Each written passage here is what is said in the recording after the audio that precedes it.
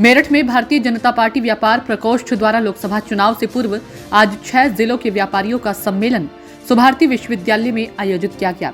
कार्यक्रम में मुख्य अतिथि प्रदेश के उप मुख्यमंत्री केशव प्रसाद मौर्य शामिल हुए, जहां भाजपा नेताओं ने उप मुख्यमंत्री केशव प्रसाद मौर्य का भव्य स्वागत किया। उप मुख्यमंत्री ने व्यापारियों को संबोधित करते हुए कहा कि अब भारत पीछे नहीं देखेगा। कांग्रेस ने देश को 1000 वर्ष पीछे किया, हम इसे आगे लेकर जाएंगे। हम आप सभी मोदी परिवार हैं। अपनी सोशल अकाउंट में मोदी परिवार अवश्य लिखें। जनता की अदालत में आए हैं।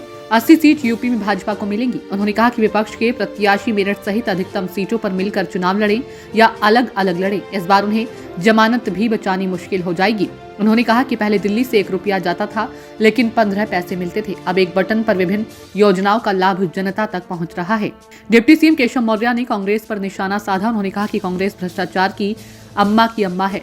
2024 में यूपी में कांग्रेस का खाता भी नहीं खुलेगा। राहुल गांधी ने भारत की तुलना पाकिस्तान से की।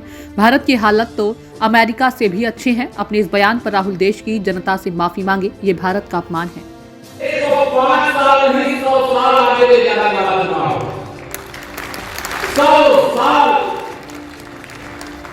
जितना कांग्रेस 60 साल में नहीं कर सकी, उससे 100 गुना ज्यादा मेरे मोदी के 10 साल में मदद करके दिखाया।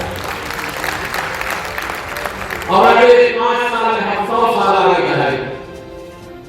जब रामलला अपने जन्मस्थान पर विराजमान हो गए, 11 दिन का महाउपवास करने के बाद समस्त राम भक्तों की ओर से मुखिया इमाम के रूप में देश के प्रधानमंत्री प्राण प्रतिष्ठा समारोह का हिस्सा बने।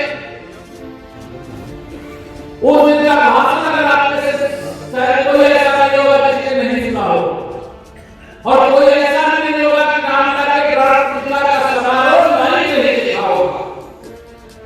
एक तरफ तो खुशी से 500 साल बाद भगवान श्री राम अपने जन्मस्थान पर निकाले, या देख करके खुशी की आंसू झलक रहे थे दुनिया के राम भक्तों की आंखों से। दूसरी ओर हमें प्रधानमंत्री संबोधित करते हुए 1000 साल की जीवनकाल का लक्ष्य हासिल को देने का काम किया। ऐसा अवसर जीवन में बार आएगा।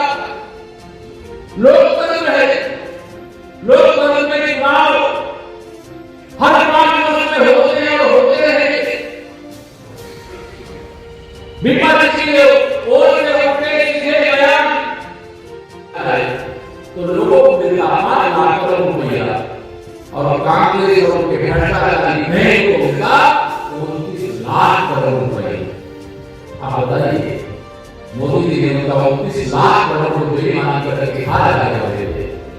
अगर उसे बचा लिया तो यह सारे लोग मोदी जी से खुश होने के नाराज। बताओ, खुश होने के नाराज होंगे। आज तक बहुत नाराज है मोदी जी, कहने से हमको भ्रष्टाचार नहीं करते थे। और इतना ही नहीं करने के दे रहे, लेकिन किया है इसका हिसाब कर रहे हैं। मोदी जी ने कहा है ना कि मैं खाऊंगा, मैं खाने दूंगा, और जिसने खाया है, जिसने भी खाया है देश को लूट करके जो या भली है, उसे भी वसूल करके देश की भलाई देगा, अल्लाह देश की भलाई देगा, अल्लाह देश के विकास देगा। आपसे ये बड़े हैरान है साहब। इसीलिए मैं कहता हूं, कांग्रेस भ्रष्टाचार की अम्मा है। गलत नहीं कह रहा हूं। कांग्रेस में जरूर है। अगर देश प्रगति भ्रष्टाचार को बंद करके कर सकता है, अगर हम दुनिया का नेतृत्व करने वाले भारत का निर्माण करना चाह रहे हैं, तो वहां निर्माण का काम का भ्रष्ट भारत करेगा, ईमान का भारत करेगा। अगर माननीय नरेंद्र मोदी के नेतृत्व में G20 की समिट होती है, इंग्लिश होती है, आपने देखा है, और पूरी दुनिया के मोदी के पीछे चल रही है, तो मोदी के पीछे चल रही है, मेरे वालों के पीछे चल रही है, देशवासियों के पीछे। सभा के पहले या पहले कितने घंटे के लिए मिलती थी, याद है?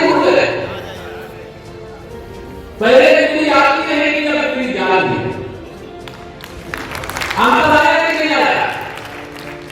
पहले गुंडे अपराधी माफिया सफाइयों का एक नारा रहता था, सफाइयों का नारा खाली पानी भागा, किसी चीज के लिए पैसा लगे थे, दंगा और उत्तर प्रदेश एक दूसरे के प्रयास बनते थे।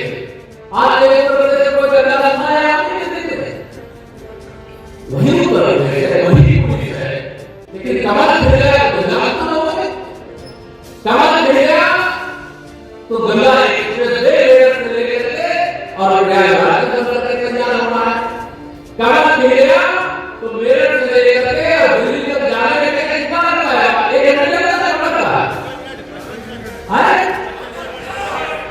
और एक ट्रेन राजस्थान में जा रही है। सबसे हेवी एयरपोर्ट वाला उत्तर प्रदेश का बना है। तो अगर माननीय नरेंद्र मोदी जी के नेतृत्व से देश और आदरणीय योगी आदित्यनाथ के नेतृत्व से प्रदेश नहीं चला रहे होंगे तो क्या सबसे हेवी एयरपोर्ट वाला उत्तर प्रदेश बन पाएगा?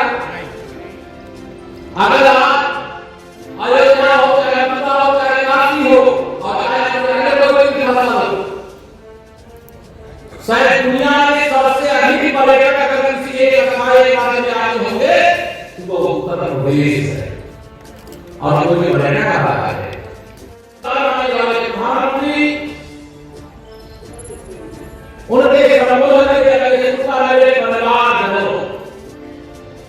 तो इससे बहुत सारे परिवार की चिढ़ गए। कल पटना बिहार में रैली,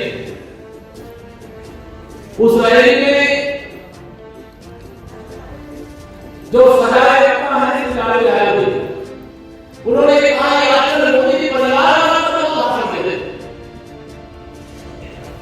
हम परिवारवादी राजनीति के खिलाफ हैं, लेकिन ये विशाल 140 करोड़ लोगों जो अपना परिवार है उसका हम स्वागत कर रहे हैं। आप में से तमाम लोग अपने अपने मोबाइल के अंदर कोई के पास ट्विटर है, तो किसी के पास फेसबुक है, तो किसी के पास सोशल मीडिया के प्लेटफॉर्म। आज अभी मैं बैठे उसके आगे ब्रैकेट में डाल दिया मोदी परिवार, तो आप भी मैं भी करने के बाद आपके पास आया तो अपने अपने आईडी में बात देंगे, आप सुधार करेंगे तो उसके अंदर आप नाम निकाला, नाम के आगे है मोदी परिवार के सदस्य हैं।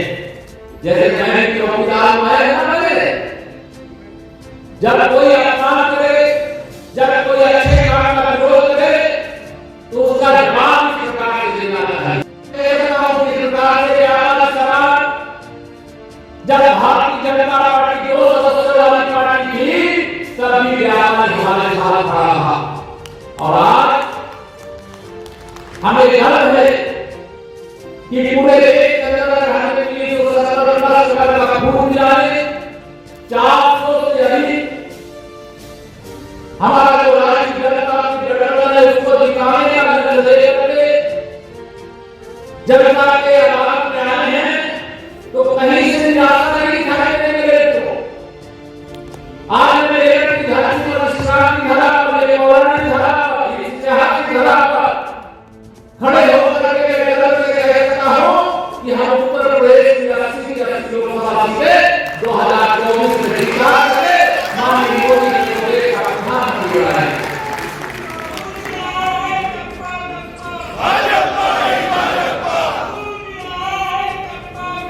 भारत इस समय विकसित होने का संकल्प लेकर के 2047 तक आगे बढ़ रहा है, इसलिए ये शुद्ध रूप से मानसिक स्थिति चुनाव में बुरे हालात पूरे देश में कांग्रेस के हैं, इससे बिगड़ी हुई है।